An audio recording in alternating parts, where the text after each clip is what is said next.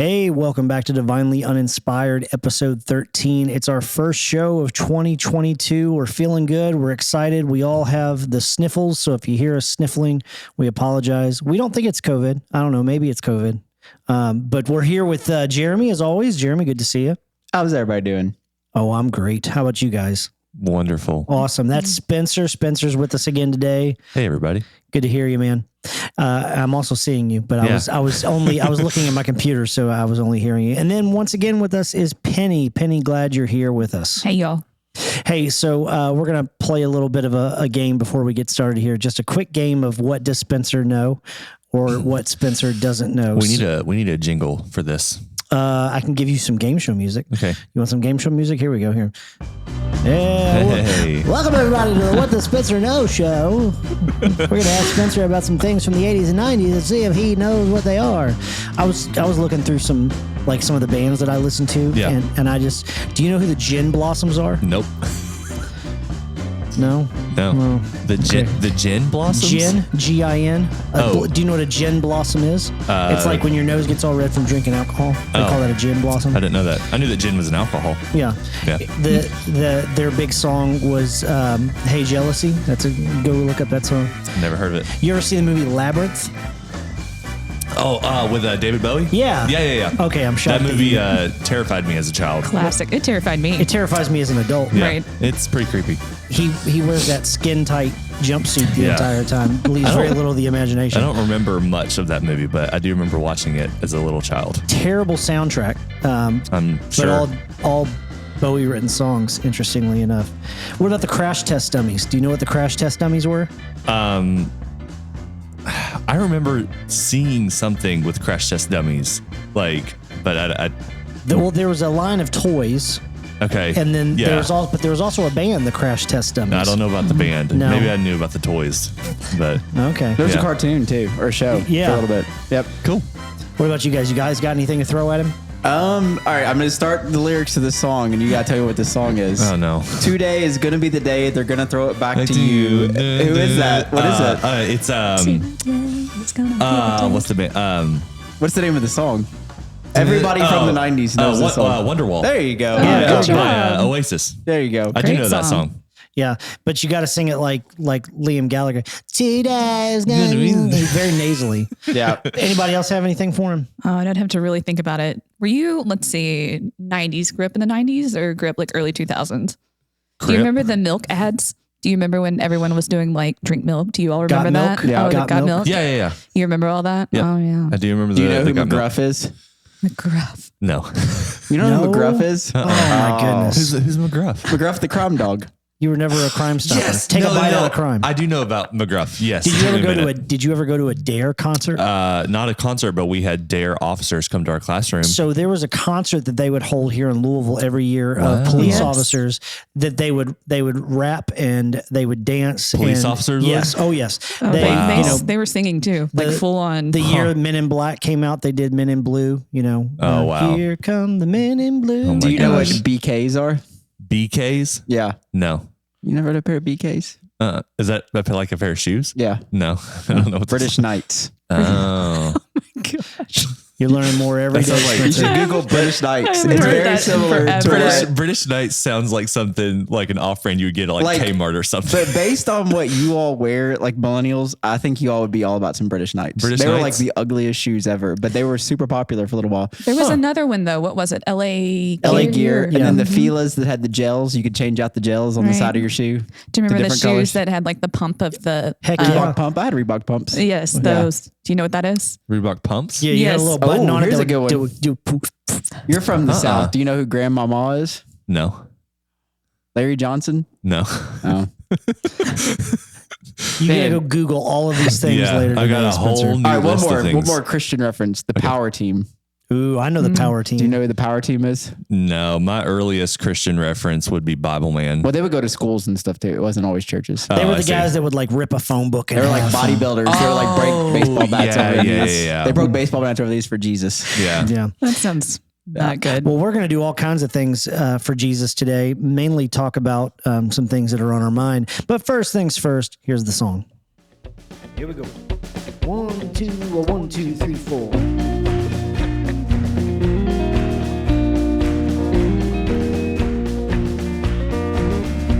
You're listening to Divinely Uninspired, podcast by Journey Church Shepherdsville, hosted by Jeremy Willis and me, Rusty Wilson. You can find us online at journeyshepherdsville.com. For questions or comments, email podcast@journeyshepherdsville.com. Maybe we'll feature your question or comment on a future episode. Thanks for listening. Enjoy the show.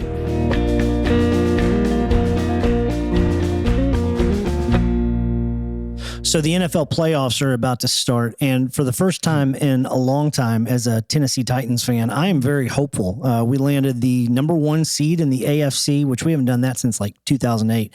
Now, I don't know that we're going to win it all. That doesn't mean anything. The Packers do that like every year, and we still can't win a Super Bowl. Yeah, but what's exciting is that your team is the number 1 seed in the NFC, and my team is the number 1 seed in the AFC. I don't think that our teams will meet in the Super Bowl because I think that I'm just not very hopeful that my team can go all the way, but you know, there's always hope. So we're going to take some NFL playoff predictions. Who does everybody think is going to win? And Spencer, I know you're not a big sports guy, so I'm going to read to you every team. No, let's see if he'll figure it out. You think the Raptors will make it this year? The Raptors isn't it? I know what teams like. Leave him alone. I know that much. What about the Cleveland Bengals? Do you think they'll make it? That's not it. Wait. Uh-huh. The Cleveland Bengals. It's not the Cleveland Bengals. It's the Cleveland Bengals. No, it's not. It's the Cincinnati Bengals. Oh, okay. You Yeah, caught us. know see, some come things. on. But you had to think about it. What is the team from Cleveland? The Browns. There you go. Yeah. All right, very What good. kind of a name is the Browns anyway? It was named after Paul Brown. Yeah. He was the football god in Ohio. But the original Cleveland Browns, the original Cleveland Browns went to Baltimore to become the Ravens after. And then there were the Colts, the Baltimore Colts, Yeah. that ended up in Indianapolis. There's a lot of weird stuff in the NFL. Yeah. All right, We're so who do talking you about. think? Hold on. We're talking about NFL right now. When University of Georgia just won national championship. Who cares? Did you even watch the game? Yes. You did not. You told me you kept up with it on your phone. You talk like you're such a big fan. I watched pieces of it. Okay, so the Braves won the World Series. I watched the highlights. The Braves won the World Series. I got to and watch me one and of the Rusty games. were watching the final game when they won. We were in Chicago, and I was like, I'm gonna start texting Spencer these crazy things to see. And I was like, can you believe that just happened? And he was like, what? If it's your team and they're in the World Series or the playoffs, you have to watch the game. Dude, Sammy Sosa just hit a grand slam in the bottom of the ninth. He had no idea. No. It's okay, but you can't say you're a fan. Oh, who's their quarterback? Of Georgia? Yeah. I have no idea. Stetson Bennett. First walk on. First walk on to ever win a national Yeah. championship. That's cool. Yeah. He doesn't even He care. cried. He was so He cried. emotional. He cried. I on the watched that sidelines. video today of him crying, actually. Yeah. So, all right. So here are your NFL teams in the playoffs. You got Las Vegas, Cincinnati, New England Patriots, the Buffalo Bills, the Philadelphia Eagles, the Tampa Bay Buccaneers, the San Francisco 49ers, the Dallas Cowboys, the Pittsburgh Steelers, the Kansas City Chiefs, the Arizona Cardinals, the Los Angeles Rams, and then, of course, the Tennessee Titans and the Green Bay Packers. So who does everybody think is going to go all the way? What are your predictions? Penny, who you got? I'm going to probably go with Super Bowl between the Chiefs and the Packers. Okay. So that's who I Who do you say. think wins it? I would like to see the Packers win, but There you go. I mean, it's just the Chiefs, and then we have the Bucks, and they always seem to be the top winners. And I would just like to see the Packers win for once. I mean, the Titans would be really cool, just because I feel like they're an underdog team. Yeah, for being the number 1 seed, we definitely nobody respects us. Yeah. Right. Well, I don't really care because the Colts aren't in it, and we just tanked last week. The Colts take 2 weeks in a row. That was the most embarrassing. It was so embarrassing as a Colts fan completely. And I'm playing my husband. We played fantasy with like our family. Yeah. And it was my husband and I, we were playing against each other for like the final play. And he's like, the Colts are on. And I'm like, but I'm playing you in fantasy. And it was a terrible week because I lost to him and my Colts lost. And it was just, It's always worse when I'm you done. lose to your spouse. and he just rubs it right in. Yeah. Yeah. That's fun. All right, Spencer, who do you think? Who do you got? I have no idea. I'm just going to ditto what Penny said. Sure. Oh, come on. You have no idea. Honestly, I don't. I've heard that the Packers are doing good, but that's the extent of my That's NFL because knowledge you right now. share an office with Jeremy. Yeah, honestly. They are doing good. And we're about to get Alexander back. We're getting Smith back, and we might get Randall Cobb back. So 3 of our top probably 6 players are all coming back for the playoffs. So that's pretty good. And we're 13-3 without them. So it's pretty good. All right. I'm a lifelong Packers fan, so I always know in some way they're going to blow this. Like, they should have beat the Bucs last year. I would like to see from the AFC, I'd like to see the Titans or the Bengals come out of it. Yeah. I like both of them. I think that the Titans are good. If they get Derrick Henry back, I think they may be unstoppable. But I like Joe Burrow a lot. And so I'd like to see him. He's just a guy that just doesn't quit. And I like those type of guys. Yeah. I know, but the Steelers, like, I cannot stand them. I really can't. Like, I'm not a Steelers person. There's two teams I can't stand, and it's the Bucs and it's the Steelers. But Big Ben, he's probably gone after this year. I want the Steelers to beat the Chiefs so bad. I just want to see him at least do something. Yeah, and it's not because I hate the Chiefs. I would just think last week, we were joking. They were joking. He probably booked a trip to go to like the Bahamas, and then all of a sudden they're in the playoffs. Right. And he's like, oh crap, So I would love to see him. It would be a really cool story if I hate the Steelers too, but if they were able to go all the way and Big Ben would walk off in the sunset with, that, because he's, right. Everybody has known he's going to be gone for most of this, all of this season and most of last. So, but I hate the Steelers, so I can't see them be victorious. All right. What's your prediction, Jeremy? So I think Packers, Titans, I actually do think they'll both make it. And I think the Packers will win just because we're getting those players back. But the Titans, I don't think anybody wants to play them, especially if they get Derrick Henry back. Yeah, I don't think anybody wants to mess with them. So they took him off the IR, which you have 21 days to activate him once you do that. And they say he's practicing, and so I'm hopeful. So I'm gonna say Titans, and just because I have this scarred in my brain, the Rams. I think the Titans and the Rams. I can trust Matthew Stafford. He's feast or famine. Yeah, he's like Wentz. Yeah, can't trust him. I know, but I just he's have not this consistent fear. enough to do it. I don't want them to make it. Yeah, but I'm afraid they will, and then it'll be a repeat of the game where we lost it at the 1 yard line. All right. Anyway, if you have predictions that you want to share with us, we don't really care, but you can send an email to Spencer because he's the NFL guru on staff here. Yeah. Do you guys think that Bigfoot bury their dead? First things first, do you believe that Bigfoot exists? No. No. What? Why are we even discussing this? Kentucky had a cocaine bear at one time. That would be more interesting news than this. A cocaine bear? You don't know about cocaine bear? No, I don't. There was this is the famous story of Kentucky. So there was a plane that crashed in the state of Kentucky years ago. It was like near the gorge, like it was in eastern Kentucky. And it was loaded with cocaine, and a bear got into it and consumed a lot of it and died. And he was really high for like an hour or something. And then so like if you go to the Kentucky for Kentucky store, you can buy like the cocaine bear. And there's like actually where I haven't been, but I've heard where like all that took place. Like there's like a big statue of the cocaine bear and all this stuff. And he's just raging. Yeah. Like that's raged for a little bit. Yeah. Wow. I had no idea. Yeah. You learn something new every day. And that's Cocaine Bear is definitely going in the title of this episode because that will generate some clicks. We talked about Justified before, the episode where the cocaine plane, they didn't do the bear thing. Yeah. But that's where they got that inspiration from that show from, was that plane crash. But then there's the bear part. All right. Well, that's way more interesting than what I'm about to tell you guys about, because there's a local researcher, and I use that term loosely, here in Kentucky, who, you mentioned Harlan, it's in Harlan, who believes that he has stumbled across Bigfoot graves. Okay. So the headline is Local Lore Kentucky Cryptid Researcher Wonders if Mysterious Structures Could Be Bigfoot Graves. The growing list of evidence, which I imagine that's a very short list, composed of footprints and curious mounds and stick structures, made the local investigator ask whether Kentucky's Bigfoot bury their dead. So if you go into the article and read it, I mean, there's no question in this guy's mind that's what he has found. And he's not like, well, I'm searching for Bigfoot.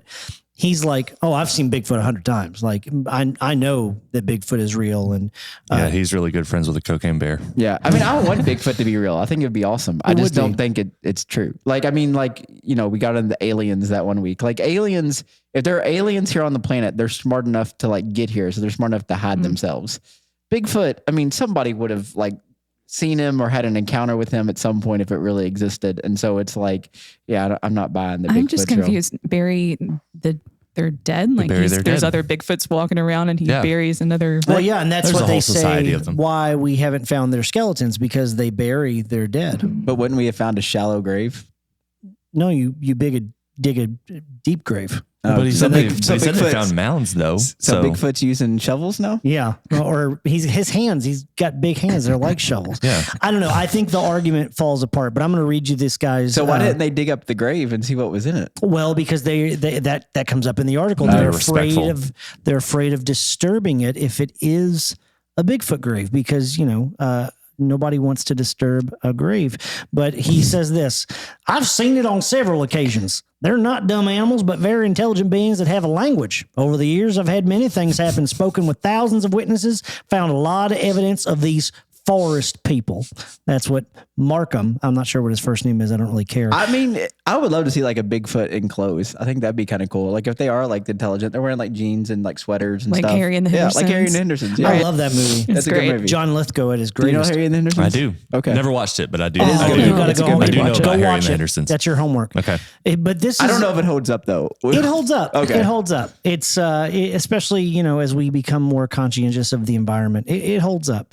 It's I think it was funded by Greenpeace or something. Oh. But anyway, so this guy thinks that he has come across these Bigfoot graves, and when you look at a picture of them, it just looks like a bunch of like wind blew some sticks together. Like that's Yeah. all it looks like. Or like some kids were in the woods and they're like, "Hey, let's build a fort," and that was what he came across. But he is convinced. But he has had incidences. Now that word doesn't sound like a word Incidents. anymore. What's that called when a word stops sounding like a word to you? I don't know. I don't know. No idea. I think it's semantic satiation. Yeah, I don't know. You said this guy's from Harlan. That's a Ted Lasso reference, but nobody seems to have caught I it. know. Why didn't I I catch was still that? thinking of the word. Yeah, semantic satiation. Yes, it's in Harlan. So I used to live like 40 minutes from Harlan, and I agree with you. Like, there's so many people hiking around there. Like, I mean, me and my like college buddies, we used to go hiking, and there's all sorts of like stuff like that where people go hiking, kids go hiking, they make forts, they throw stuff. I don't know. Do you went hiking in Harlan? Not in Harlan, but like not far from there. You know somebody that went there? I knew people from Harlan. Yeah, And they left alive? yeah, I don't know You if never that's leave true. Harlan alive. yeah. It's a famous one. Yeah, it is. Oh, sure. Okay. So no pictures, Don't no believe us. pictures whatsoever. No pictures. We're going into the weeds here. But he is convinced. So I want to know. Why is nobody else going? Obviously, this guy doesn't want to go disturb the grave, but if somebody's really convinced there's a Bigfoot there, somebody's going to go disturb that grave. Well, there, you would think that there would be more comments on a major breaking story like this, but there's only two. And- I would be willing to guess we're the only people in America talking about this right Oh, I now. guarantee it. Well, the Tissy Gonka, or Sai Gonka, however you want to pronounce it, that seems to be the only commenter that cares. But he says, I can understand Markham not wanting to excavate the possible grave sites, but could they be, quote, mapped or analyzed with whatever the type of radar it is that, quote, sees below ground and has been used to discover ancient ruins? Since we've invested so much time and our listeners are just so enthralled with this, They are. I think we should try to get this guy on the show. I bet We I could can do a call in. I bet Yeah. we could make it happen. We talk about having guests outside of us, and I think this might be our first guest. Thomas Markham, the founder of the Crypto Crew. I would love to talk to this guy. We'll see what we can do. I would love to talk to this guy. The local crazy person. I want to go visit him. Let's do an We can do an on-site On-site podcast Field in Harlan, podcast. Kentucky. in. I want to go to the pizza portal. It's in Harlan.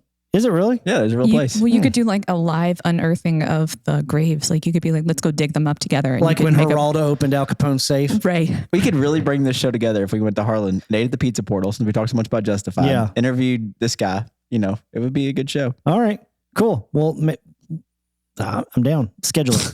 All right. So since we're already talking about people, big feet people, are they considered people? Are they Big- human? No. They're humanoid. Big-footed people. Okay. So, according to Christianity Today, more people want religious funerals. So, the trend towards secular memorials has reversed for the first time in a decade. And so I just kind of, I know this is kind of a morbid thing, but, we've had over 350,000 funerals in the last year, religious funerals, according to the records and the research that Christianity Today has done. And that's a significant uptick from the last 10 years. And we're seeing that because of COVID, obviously, these 350,000 religious funerals that are attributed to COVID. It's a large uptick. Jeremy, have you done more funerals in the last year or the last 2 years? No, it's about the same. Okay. I have done about the same amount of funerals. So, but I will say about this, I have done both religious as a minister of funerals, but I've also done funerals for people that weren't religious. And whenever I do funerals for families, I always say I want to be honoring to the person, which means like if they weren't a believer or a Christian, like I'm not going to add a bunch of religious language to it and do all this. Like I'll still pray and like mention, Jesus and all that stuff and our hope that we get to see our loved ones again, but I'm not going to make it like some big Christian thing. But I will say like, and I'm not trying to be bad when I say this or make anybody upset. Secular funerals are just weird. I mean, I'll be honest with you because you're kind of honoring the person, but it's also like, and that's it, And so they're not only to me sadder in the sense of like, having somebody that's lost several family members, including my father, years ago. I don't know how people get through those, especially losing someone that close without the hope that you could see that person again, or that, it's really tough. And so I will say that like, secular funerals, and I've done a few of them. I've actually did one just not too long ago. They're tough. Like they're hard, not only on, to me, the family, but also on the person doing it, because it's like, okay, what do I say to comfort these people if their real belief is, well, that's just it, Yeah. And, you live this life and there you go. So yeah, I understand more people wanting religious funerals, even if they weren't religious, because at least then there seems to be this sense of like, okay, we're hoping for something. Yeah. Yeah. Yeah. And that's my perspective is the job of the officiant at a funeral is mostly about comforting the living. Mm-hmm. It's less, and for me, when I do them, it's less about, remembering the deceased. I mean, we do that obviously, but it's my job. My thought is for me as a pastor is to, how do I offer comfort and hope to these individuals? And it's hard when the person wasn't a Christian, or they not just weren't a Christian, or if they were, an atheist or antagonistic. So Spencer, have you had to do a funeral yet? I've never had to do a funeral. I've always been curious as to how I would go about it. I don't know. It doesn't, what you brought up with Christianity today, like it doesn't really surprise me. Just in the sense that like, death is one of those things that always brings us back to this like idea of like, well, what happens after death? Like, I don't know. And, people I think naturally want hope and they want, good news. And so, that doesn't really surprise me that people would want more religious funerals, because at least there's some sort of like, okay, I can have some sort of solace here with, Sure, with my relatives. So, what about but you? no, I've never had to do one. And Penny, have you done a funeral?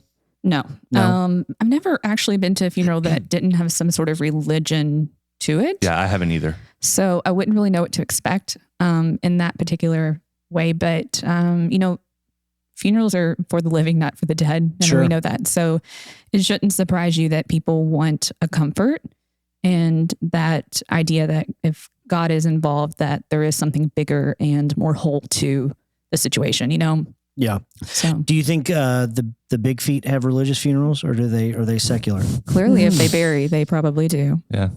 Bigfoot God. Bigfoot God.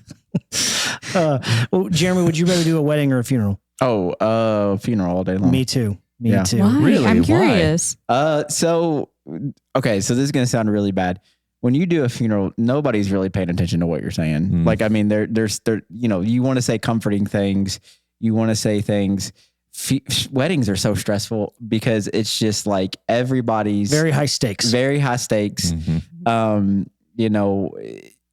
Honestly, they're both neutral to me. Honestly, the worst part about weddings is just like, one thing, I shouldn't say this, like the people that drive me the crazy are wedding planners, like not like the family, but if they hire a wedding planner, like I always, when I do counseling, I'm like, did you hire a wedding planner? And they're like, no. And I'm like, don't, please just don't. Like I've done over 100 weddings. I can walk you through what you need to do. Now, if you need to hire somebody for like the reception and all that stuff, I'm gone by that point. But for the actual service, like let's just keep it simple. Yeah. But weddings can be some of my most interesting stories in ministry have come from doing weddings. I've never really had that many. Well, I did. Okay. So I will tell this one story real quick since we're talking about it. I had a funeral that I did a couple years ago. And there was a family member that was not invited to the funeral intentionally. Oh no. And so when we get done, there's this weird procession. Like if you do the funeral, when the family leaves, you stay in the room with the people doing the thing. This is like the insider thing. You always stand at the head of the casket. Then when they walk out, I walk at the head of the casket all the way up until the hearse. And it's like this thing that we just do. Then when they get out at the gravesite, you do the same thing, right? So this family member that wasn't invited, I didn't know who they were. They had snuck in. And so they had like decided they were just gonna be one of the pallbearers. And so like I'm like standing next to this person and like we're just like standing there and I'm like talking to him and all this stuff. And like, yeah, he had like snuck, they clearly did not want this person there. And I don't understand all the context of it. But next thing I know, I'm just like walking next to this guy, like smiling and talking and stuff. And like the guy's like, he cannot be here. He cannot, it was just talking really, to the enemy. It was so like, there's more to that story, but it was so awkward and weird. But man. That was probably one of my most awkward moments. But yeah, but anyway. Yeah, well, my whole perspective on it is there is so much that I can do to screw up a wedding. And like there's so many things that I could accidentally slip up on, and every bride and groom is a little bit different on what their expectations are or what they want, whereas the dead person doesn't care. Right. And there's really not much I can do to screw up a funeral. Oh, you want to hear? Okay, yeah. Yeah. Well, have you screwed one up? No, but I screwed up a wedding. Oh, okay. But it wasn't my fault. My very first wedding was a friend of my wife's, and I won't mention any names, but it was outdoor wedding. So my first wedding's an outdoor wedding. If you've never done weddings, outdoor weddings are the worst. Everybody wants them, by far the worst, because you got to have a sound system. The sound system doesn't always work. You have to coordinate with the DJ. There's too many elements that can go wrong with an outdoor wedding. I understand they're beautiful, but for an officiant, they're a pain in the butt. And so, so they're on this golf course and everything's running through the sound system, which is running off of a generator. Well, everything was checked. I had nothing to do with that, but they had checked everything. What they didn't check is that there was enough gas in the generator to get through the service. So she's literally like, the bridal party's already out there lined up. She's about to come over the hill and the generator dies, which means all the music dies, which means my microphone's not going to work. She refuses to come out. She literally refused to come out. Everybody's already seated. The flower girl's already thrown the flowers down. She refuses to come out over the hill till they fix it. So what happened? They had to jump in a golf cart, drive all the way to the clubhouse, which was probably, on the other side of the golf course, get some gas, come back. So that whole process is about a 25-minute process. Oh my gosh. Where I'm just standing there like with the groom waiting for this. It comes, they fill up the generator with gas. It kicks back on, everything goes. But because something happened with the soundboard where it got reset, all of a sudden my mic wouldn't work. Oh no. Everything else is working. My mic wouldn't work. She refused to say her vows. I would just had to get her to nod to and agree now to they're stuff. divorced. No, they're actually still happily married, but it was my first anyway. So I can tell all kinds of stories. There's actually a better funeral story than that, but to save you guys and our listeners the time, we'll save it for another time because I just remembered another funeral story that was even weirder than the rogue pallbearer that I dealt with. But anyway. Oh, the stories of being in ministry. Yeah. They're so But that was fun. my first wedding. And that was, yeah. So just refused to come over. I couldn't have paid her to walk over that hill. It was just yeah. That's awesome. Oh, man. Oh, I hate weddings. All right. So let's talk about Dave Ramsey because he's been in the news a little bit recently, but then just within the last year or so, he has really kind of not done himself very many favors in the evangelical world or especially outside the evangelical world. But here's the headline. Radio host Dave Ramsey insists if his tenants are homeless because he raised rent, it doesn't make him a quote bad Christian. So let me give you a little background here. He has his 3-hour radio show or whatever, where people call in and ask him questions. And somebody called in to ask about raising rent to the point that it displaces tenants because they are now priced out. And the quote that really got people fired up was, I did not displace the person out of the house if they can no longer afford it. The market did. And I want to hear, for one, I want to hear everybody's opinion of Dave Ramsey because I'm nosy. But then we're gonna dive into this a little bit more with Jeremy about not just Dave Ramsey, but just the market. So Spencer, what do you think of Dave Ramsey? It's weird. I've never done a Dave Ramsey program, but growing up, Dave Ramsey was hailed as this like hero of the financial world. And, people have walked me through like the program and like the practices and the habits and like, I get it. Like I'm sure there's, good nuggets in there like every now and then, but it's weird being where I am now, like as an adult and hearing this stuff about Dave Ramsey and looking back on like, when I was a teenager and like having adults in my life tell me like, you have to do what Dave Ramsey says. Like Dave Ramsey is the smartest financial person there ever was or ever will be. And like, he's the wisest person ever when it comes to your finances and all this stuff. And so I don't know. I feel kind of indifferent just because like there was like this celebration of Dave Ramsey growing up. And then now hearing all this stuff about Dave Ramsey, I don't necessarily like him. Like, kind of getting to a place now where I'm managing my own finances and I don't know. Like, I don't know. Like, I don't think he's the best dude out there. And I certainly don't think that he's probably the smartest when it comes to finances. Wait, you're just now getting to where you're managing your own finances? Well, do you have an accountant before? I mean, like in the past, like, several years as I've grown into adulthood. Oh, well, in that case, I just got married 11 years ago. So. Sure. What about you, Penny? Are you a Dave Ramsey fan? No, but I think his ideas are okay sometimes. I mean, you really should have money in savings and you want to save money because not that I'm saying money is the root of all evil, but if you have a bunch of debt, it does create more stress in your life and it's good to have that off your plate. But one of Dave Ramsey's things is that you shouldn't allow your circumstances to be a part of how much money that you're putting into savings or how much money you're paying off. And I'm like, I don't agree with that. Absolutely. Everybody's circumstances are different.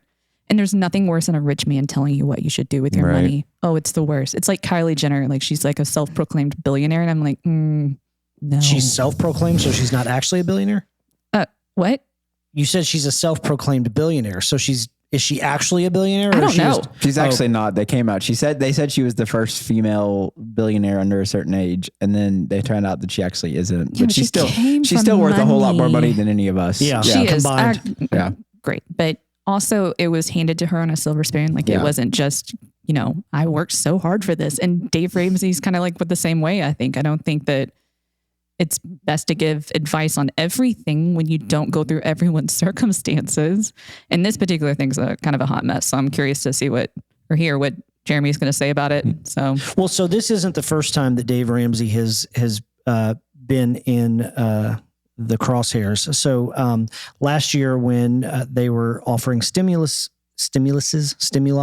to the economy, he got in some hot water because he said, quote, if $600 or $1,400 changes your life, you are pretty much screwed already. Which is, one of the things that he says is like, if you have $3,000 in your savings account, you can do this, this, and this. So the idea of it's like, well, hold on, dude, like, does it matter or does it not? And then the bigger thing was he has had several, I don't want to say several, he's had a few lawsuits against him now for discrimination because he has fired some people for getting pregnant out of wedlock. He fired a guy who was wanting to work from home when Nashville said everybody needs to work from home. He had a son and a wife who both had are high risk for complications from COVID, and he was told that he had to be in the office and that he had a spirit of weakness, and that's why he wanted. So he also had mentioned, I will say this, that he's one of those people that when the student loan debt kept getting pushed back, that you didn't have to pay it. It keeps getting pushed back and pushed back. He's like, no, you should continue to do that. And every one of us are like, that's easy to say when you don't have the Right. debt that keeps getting pushed back. Yeah, no. And so we're going to ask Jeremy, first part of the question, Jeremy, is Dave Ramsey a bad Christian? And that's not really the question, but I do want to hear what you think. All right, but rather, what part should our Christian faith play in how we interact with the marketplace? Should we, as customers or as business owners or sales people or vendors or however you want to think about it, are we obligated to operate through a Christian lens in a secular market or a secular economy? That's the first half of the question. And then the second half of the question is there such a thing as a, quote, Christian business? So let's hear. What does Jeremy think? So I think when it comes to Dave Ramsey, first of all, I try not to make judgment statements about anybody that I don't know. So I don't know Dave Ramsey. I've heard him speak before. I met him one time at a conference that I went to. They had a senior pastor's tent, which was really weird because it was our whole staff, but only senior pastors were allowed. So I got to go in and sit in this recliner and eat this nice food and everybody else couldn't. But which I thought was kind of weird. But I think the Dave Ramsey issue is I don't know him. He has definitely said some off-putting things, but at the end of the day, I kind of go, who hasn't said off-putting things that you would immediately be like, I wish I could take that back. I think the bigger problem with Dave Ramsey is the bigger problem with Christianity as a whole right now is I grew up in Dave Ramsey's a product of the 90s. I mean, if you grew up in a 90s evangelical church, everybody was doing financial peace. Let's just be honest. Americans, me included, are not always the best at managing our money. Christians are not good at managing money because we're Americans. So I think this is a classic story of he started with good intentions. I really do. And if you've read his story, like he started poor. Like he was an investor, then he lost everything, then he had to rebuild everything. And that's why he came up with his principles. I do think at one point, Dave Ramsey started with good intentions. I think what happened is it became a empire, and I think it became this thing where he's bringing in all this money. He's got these teams. You know, the more influence you have, the more sometimes there's this pressure to look like you have it all figured out, even if you don't. And people expect that. And so I think he's played to that a little bit, like that idea of like, I am the smartest guy, you know, and I'd be like, well, I think Warren Buffett's got you beat by quite a bit. But, you know, I think that that's one of those things where he's fallen into that. I think the other side of Dave Ramsey is the Christian celebrity thing. I think that people have made him a celebrity in the Christian world. And I think he has helped a lot of people. I do think his system, I mean, you know, I think the essential system that he comes up with, it works. It's very digestible. I think it's probably helped a lot of people with their debt problem. But I think that the bigger issue is that it's become an empire and he's the king of that empire. And I think when you create your own kingdom, we talk about this all the time, you have a choice. What kingdom am I building? Am I building my kingdom or am I building God's kingdom? And I think that he intentionally probably started off really wanting to invest in God's kingdom. And it seems to me, as an outsider, the bigger and bigger he's got, the more it seems to be about his kingdom and what he's doing. And like Penny said, it's really easy for us to tell us, you know, what to do with our money and what we should do when you have all the money. You know what I'm saying? It's really easy when you don't have to worry about some of the financial pressures that everybody else does. And so I think that's part of the problem, you know, I think that's the bigger issue, not just with Dave Ramsey, but so many of these Christian influencers right now. You know, one of my favorite shows, and I cannot tell you that I recommend you watching it, but it is one of my favorite shows, is The Righteous Gemstones, which just came out on HBO, came out last year. And it's about a mega church family. It's me and Rusty talked. It's sad because there's so much of it that's actually true based on stories that we've seen unfold in the last couple of years. But if you watch that show, what you realize is the main character, Eli Gemstone, he started off with good intentions. It's just that his empire got so big that it became so much about the money and the buildings and all that stuff that it became this overwhelming thing. So I don't know whether he's a bad Christian or not. I think that his focus has just he's putting it in the wrong place sometimes. And I think that his empire has become the bigger thing to him. You know, I think a way to answer this for all of us, and we can all talk about this, is, you know, Jesus does this saying where he says you can serve God or you can serve money. I think money is a neutral thing. It's not good or bad. You can use it for good. You can use it for evil. The Bible never says that money itself is bad. It says the love of money is the problem. It says you can choose to serve God or you can choose to serve money. And so we have a choice. I would say, and again, I had to preface this by saying that America is the greatest country that I've ever seen exist, and I would not want to live anywhere else. But I think a long time ago, we were given the choice whether we would serve God or money, and we chose capitalism. And you could argue with me all day long and be wrong all day long that capitalism and Christianity do not mix well. It's oil and water. They do not mix. I'm not saying capitalism is wrong. I'm just saying it doesn't always mix well with the Christian faith. And I think that his quote about making people homeless, when Jesus talks about when he separates the sheep and the goats, it's about the people that take care of those people that are the people that get him, not the people that are kicking them out, And so I think that is, one of those misconceptions of that is that, and I've met people that have more money than I'll ever have. They're some of the most generous people ever. So you can have money and still get God, but it's hard for money to be your number one goal and then still be able to actively, do that. And so I think that's the bigger issue here is the idea of which one are we buying into? Are we buying into the kingdom of God or are we buying into the kingdom of ourselves, and capitalism will lead the way?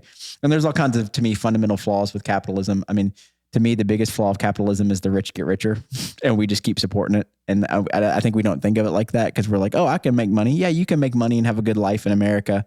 But at the end of the day, there's only really like 10 or 12 people that are really getting that much richer. And it's not us, any of us at this table, or probably anybody that will ever listen to this, And so, I mean, I think that's one of those things. And I think Dave Ramsey has built an empire and he's bringing in bukus of money. I mean, the $100 to do his class, to me, I'm like, why is he still charging that? Like, just, give it up. Because you have to have buy-in, Jeremy. But here's the thing. You have to have buy-in. Buy-in for $100 is nothing. Like if you're like $1,000, okay, I get it. But $100, I mean, people will listen to this. Some of us will go spend $100 next week going out to eat. Like that's not that big of a deal. I mean, But if $600 or $1,400 changes your life, you were screwed already, right? Yeah, but I just think that it's a cash cow at this point. And I mean, and it's not even just the class. I mean, he's got so many books and products and podcasts and shows. And I mean, if you drive past, I don't know if I drove past it actually not too long ago, the Dave Ramsey building going down to Florida. You have to drive through it going down 65 right past Nashville.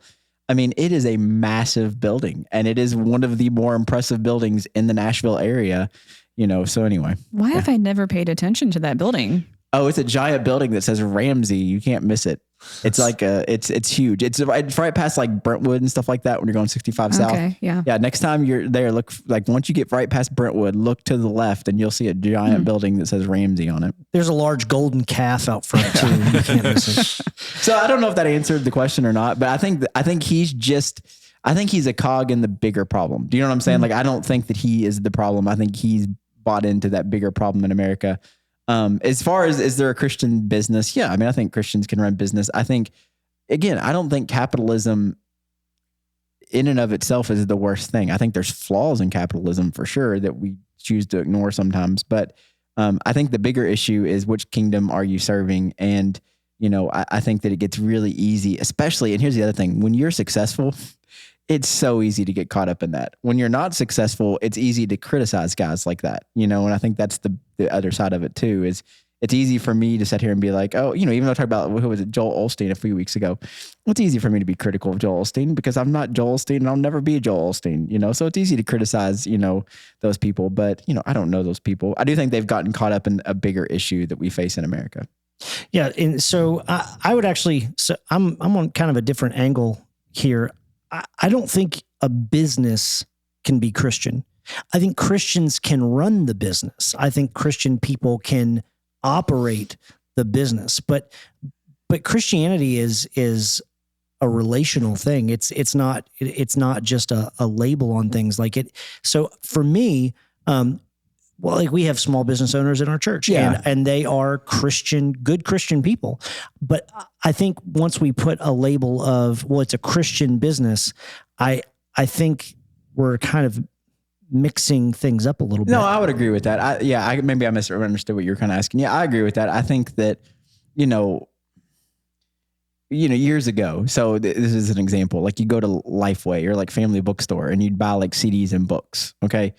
I can go down and buy that exact same CD at Best Buy for $10 cheaper, or that same book off Amazon. Now that's a capitalism issue. Don't get me wrong. Right. But it was like, here's the Christian business I have to support. Well, why are you charging double what the store down the street's charging, And I do agree that, I think that here's the thing too. I think that a lot of people use Christian to get business. Absolutely. And so they say they're a Christian business because they want Christians to be their business.